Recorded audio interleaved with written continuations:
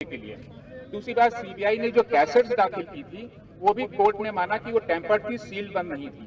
तीसरी कोर्ट की opinion I थी कि जो वहां पे जो पेपर्स की कटिंग्स कोर्ट सीबीआई ने दाखिल की थी उसकी कोई प्रिंट या उसका कोई बेस नहीं था कि वो कहां से आई थी। तो ये कोर्ट का ये निर्णय आया अधिकारी। जी जी जी आ जाइए जी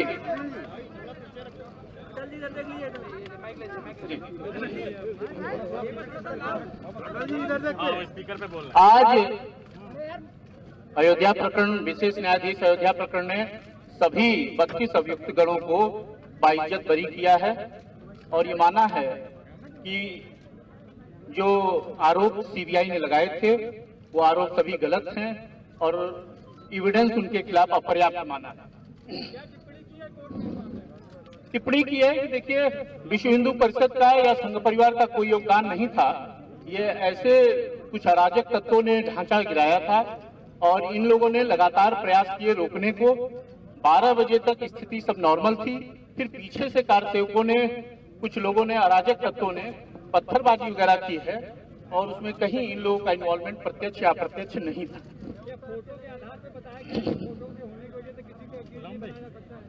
फोटोग्राफ्स के बारे में कहा है कि उस समय निगेटिव भी उपलब्ध थी, लेकिन जो इन्वेस्टिगेटिंग अफसर्स थे वो निगेटिव प्रोड्यूस नहीं कर पाए वस्तु प्रदर्शन के रूप में और उसको सिद्ध नहीं कर पाए हैं। और जो वीडियो रिकॉर्डिंग्स थी वो सब फैब्रिकेटेड थी और वो उसमें कहीं न कहीं टेम्परिंग की गई थी, तो वो भी साक्ष्य के रूप में नहीं लिया जा सकता था। और सीबीआई ने 65 एविडेंस एक्ट के प्रोविजंस का, प्रावधानों का पालन नहीं किया, इसलिए साक्ष्य के अभाव में सभी अभियुक्तगणों को बाइज्जत बरी माननीय न्यायालय ने किया। धन्यवाद। कोई सवाल हो आप पूछ लीजिए। बाकी लोग पीछे हट जाइए, बाकी और लोगों को आने दीजिए। आप लोग थोड़ा हटिए, थोड़ा इनको लोगों को और साइड लोगों को हटिए, आने। आप लोग थोड़ा साइड हटिए।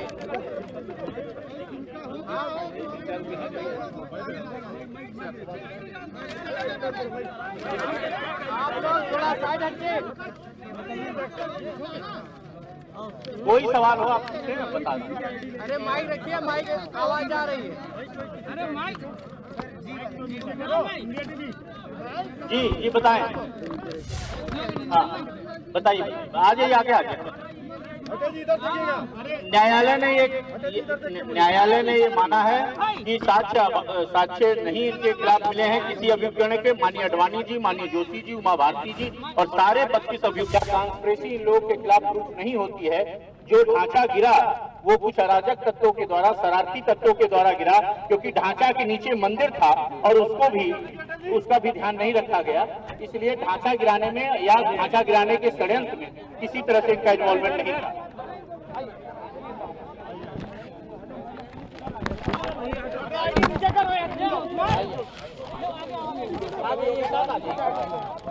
और आदमी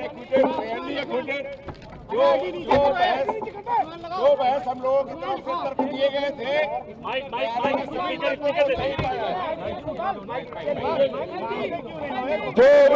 जो तर्क हम लोगों की तरफ से, बचाव पक्ष की तरफ से रखे गए थे, सभी तर्कों को साक्ष्य के परिप्रेक्ष्य में, साक्ष्य का अवलोकन और परिशीलन करने के बाद, सम्यक विश्लेषण करने के उपरांत न्यायालय ने पाया, माननीय न्यायालय ने ये उद्घोषित किया कि सभी तर्क सही पाए गए हैं और सभी आरोपित व्यक्तियों को दोष मुक्त किया जाता है।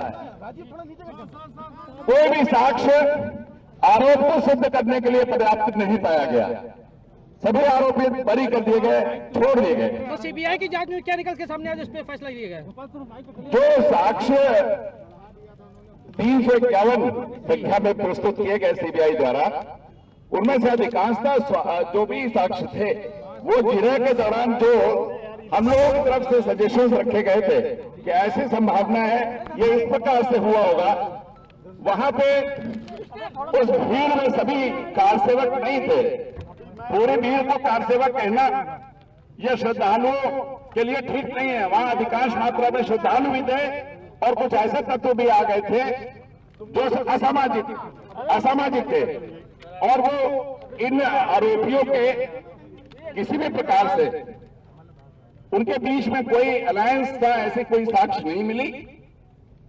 वो मंच से लगातार जो भी नेतागण थे, साधु थे, संत थे, वो सभी महानुभाव मंच से लगातार ये प्रयास कर रहे थे कि किसी प्रकार की तोड़फोड़ की घटना यहां कारित न की जाए और शांति व्यवस्था बनाई रखी जाए, सांकेतिक कार्य सेवा की जाए, शांतिपूर्ण ढंग से माननीय सर्वोच्च न्यायालय के निर्देश और आदेशों का पूर्णतः पालन किया जाए।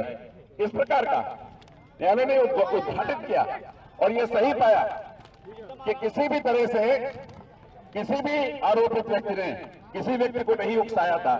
विवादित ढांचे को गिराने का कोई भी प्रयास आरोपित व्यक्तियों द्वारा नहीं किया गया। ये पूर्ण रूप से आरोप गलत पाए गए और सभी आरोपित को दोष मुक्त किया गया। साजिश के विषय में यह स्पष्ट कर दिया है न्यायालय ने कि रामलला की मूर्तियां वही रखी हुई थी तीसरे गुंबद के नीचे गर्भगृह में, और यदि कोई इस प्रकार का षड्यंत्र आरोपित व्यक्तियों द्वारा लगाया गया होता तो निश्चित रूप से रामलला की उन मूर्तियों को पूर्व में ही हटा लिया गया होता। और वो मूर्तियां अचानक, ये सीबीआई का साक्षी कहता है, वो जो पुजारी हैं वो स्वयं कहते हैं कि हमने अचानक जब तीसरा गुंबद गिरने लगा तो रामलला की उन मूर्तियों को बचा लिया। ये क्या इंगित करता है?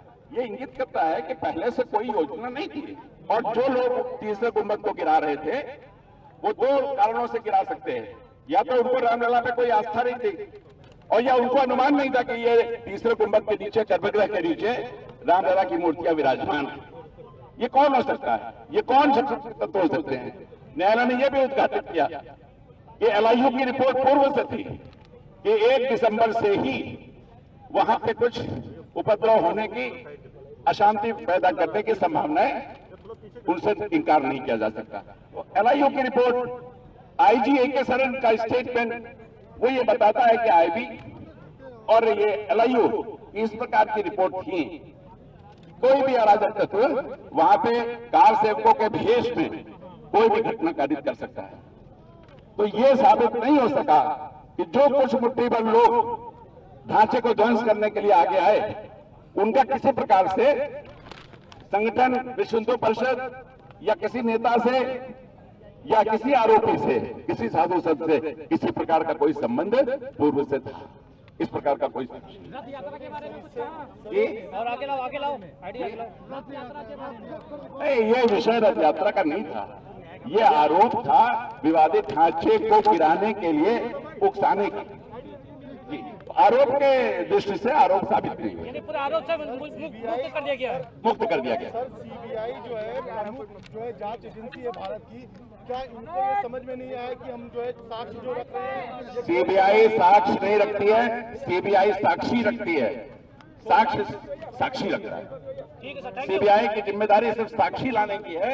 साक्ष्य लाना साक्षी का काम है न्यायालय में। ठीक है सर, थैंक यू, बहुत बहुत शुक्रिया सर। साक्षी जो कहेगा वो स्वतंत्र है।